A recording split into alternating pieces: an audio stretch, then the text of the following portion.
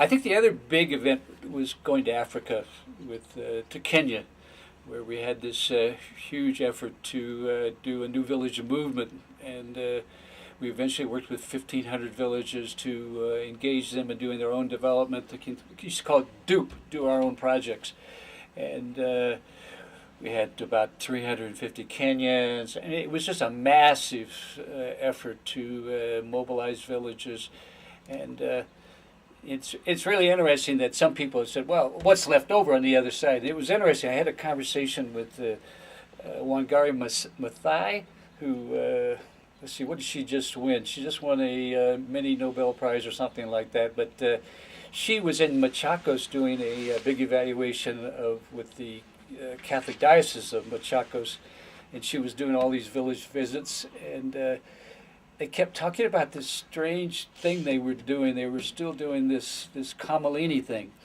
And she said, "What's this Kamalini thing?" He said, these people from Kamalini used to come and work with us, and they would come every month, and we would sit down and do a plan for the next month, and they would come back the next month and say, how much did you get accomplished and everything. Anyway, they had been doing it for almost 10 years. And that was the way they did development. And that was the old institute dynamic that they had trained these people in, that you do your own projects, you don't wait around for people.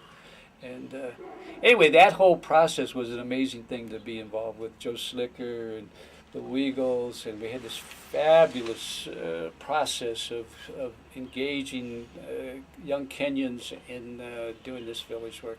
I think that was a real kind of a high point in my involvement with the Institute.